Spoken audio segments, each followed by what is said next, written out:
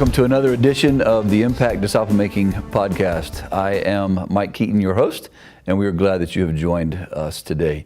Again, I am here with Ken Adams, lead pastor of Crossroads Church, founder of Impact Ministries, and we're continuing our discussions and conversations about disciple making. And so we've been talking about these ingredients of disciple making, and Ken, you said recently that you wanted to kind of do something a little different today. And so what is it that you have in mind for us today? Well, I did say that, Mike. I said I wanted to do something a little different. And so since we've been talking about these ingredients and saying that we needed to have the right vision, the right tools, the right training, the right motivation. So what I wanted to do today is I kind of wanted to flip it around a little bit. And so instead of you asking me questions, I wanted to ask you questions, man. Okay. And so you know, you and I have been doing ministry together for a pretty good while now, and you've pastored a local church, and now you're on staff at a church. You've been a student pastor at a church, and so, you know, I'm just wondering, Mike, how you would answer the question about, why do you believe in disciple making? And so, you know, is there some convictions you have or some thoughts that you have about? I mean, you're fleshing it out and you're doing it. Why is it so important to you, man? Well, I appreciate the question, Ken. And, you know, I think that as I look back, when I discovered the mission of the church, you know, I kept hearing this word discipleship, and I really didn't have a framework for that. Mm-hmm. And so when I heard someone define what disciple making was, mm-hmm. Then it just captured me. You know, it was something I was already doing by practice in my life. But then when I realized, hey, this is Matthew 28, 19 and 20. This is the mission of the mm-hmm. church, not a side thing, not a 5 o'clock class on Sunday afternoon. Mm-hmm. It was the mission of the church. Mm-hmm. And so I think, so it goes back to vision, mm-hmm. the vision piece. When I got that vision, it was like, wow, all this what I've always done is now, you know, understood in my heart of this is what I'm supposed to be doing.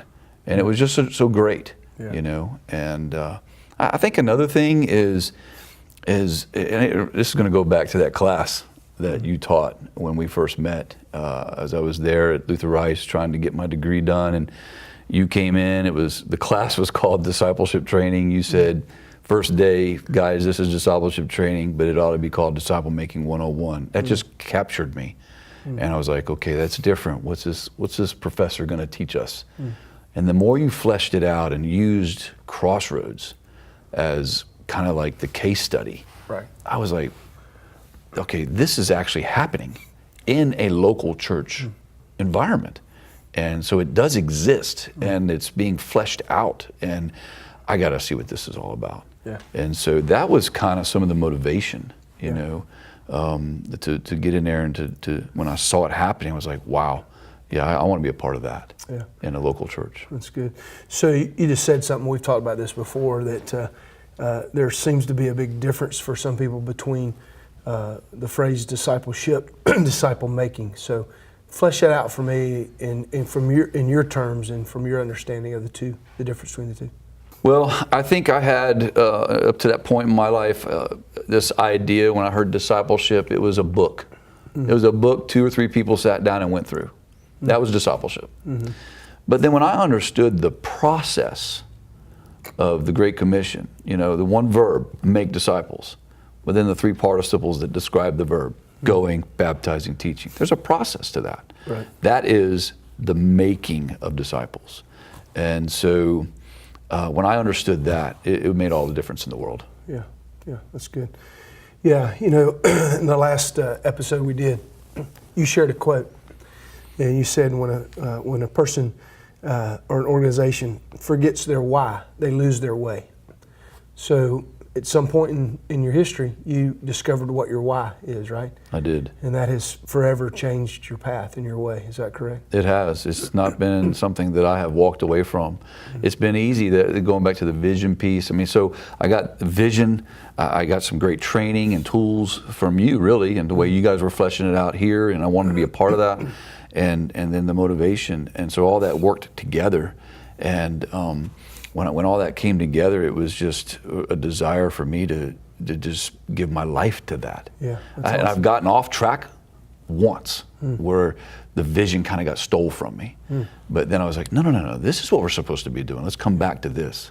So that's kind of where I'm at today. So one of my other questions was going to be, what are some of those barriers from being obedient to discipleship? And I think you really just kind of articulated one of those, and that is mission drift, right? So how does mission drift sometimes become a barrier to really being obedient to the Great Commission?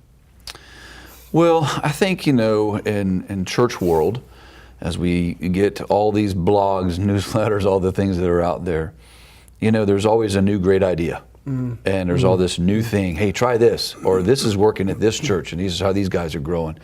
And the desire to grow the church and see the church grow becomes a passion versus just a commitment to the process that Christ gave us, the mission. Yeah. So I think that is a big part of that mission drift thing. Yeah, that's good. So sometimes the tried and the tested is better than the latest and the greatest. Always. Always is. Always is. It always comes back Yeah. to the Great Commission. Yeah. Always comes back to the mission of the church. Yeah. And that's where our lives have to be given to. I had a conversation with a guy the other day about something they wanted to try and do. And you had to come back, and I asked him, I said, well, how does this fit the mission of our church? Yeah. And that's the way we need to measure stuff. If it doesn't fit the mission, then if it doesn't help accomplish the mission, then maybe we ought not to try that. Yeah. That's so true. Well, Mike, thanks for some good insight and from just your own personal journey in disciple making, man. And so I want to thank everybody for joining us for these Impact Disciple Making podcast. And you can always discover more, and you can always find out more at our website. It's impactdisciples.com. There's lots of information there, and there's a whole list of other helpful podcasts, video and audio podcasts. And so if you want to know more, you can check us out at impactdisciples.com. Thanks for joining us.